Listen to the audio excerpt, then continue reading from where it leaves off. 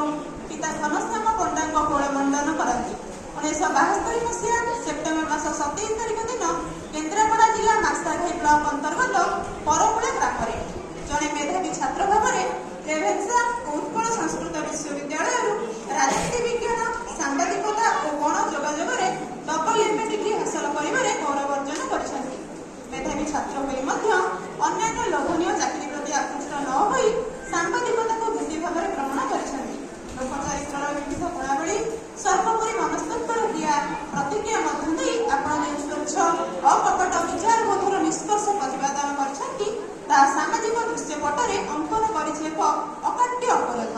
1998 ମସିହାରୁ ଫ୍ରିଲାନ୍ସିଂ ସାମ୍ବାଦିକତା 2000 ମସିହା ଠାରୁ 2015 ମସିହା ପର୍ଯ୍ୟନ୍ତ ସମ୍ପାଦର ଜିଲ୍ଲା ପ୍ରତିନିଧି ବ୍ୟୁରୋ, ଚିଫ୍ରେ କନକ ଟିଭି ବ୍ୟୁରୋ ରାଜ୍ୟ ପ୍ରତିନିଧି ଭାବରେ ସ୍ୱଚ୍ଛ ଓ ନିର୍ଭୀକ ସମ୍ବାଦ ପରିବେଷଣ କରି ସମାଜର ଦୁର୍ନୀତି ଓ ଭ୍ରଷ୍ଟାଚାର ଲୋପ କରିବା ପାଇଁ ସର୍ବଦା ପ୍ରୟାସ ଜାରି ରଖିଛନ୍ତି।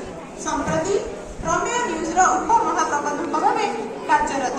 ସମାଜର ସମସ୍ୟାର ବିଶ୍ଳେଷଣ, ମାନବୀୟ ମୂଲ୍ୟବୋଧ ସମ୍ପର୍କିତ ସମ୍ବାଦ ସୃଷ୍ଟି କ୍ଷେତ୍ରରେ ଆପଣ ଅସାଧାରଣ ପ୍ରତିଭାର ଅଧିକାରୀ।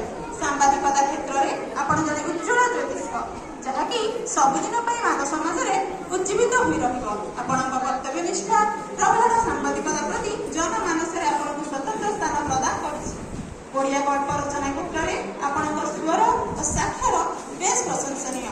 ସାହିତ୍ୟ ଓ ସମ୍ପାଦକୁ ଏକା ସାଙ୍ଗରେ ଧରି ବାଟି ଚାଲିବାରେ ଆପଣଙ୍କର ଜଣେ ସଫଳ ସାର୍ଥକ ଶିଳ୍ପୀ। ଉକ୍ତ ସାଧନାର ସ୍ୱୀକୃତି ସ୍ୱରୂପ ଆପଣ ବିଭିନ୍ନ ଅନୁଷ୍ଠାନ ପକ୍ଷରୁ ପୁରସ୍କୃତ ଓ ସମ୍ମାନିତ।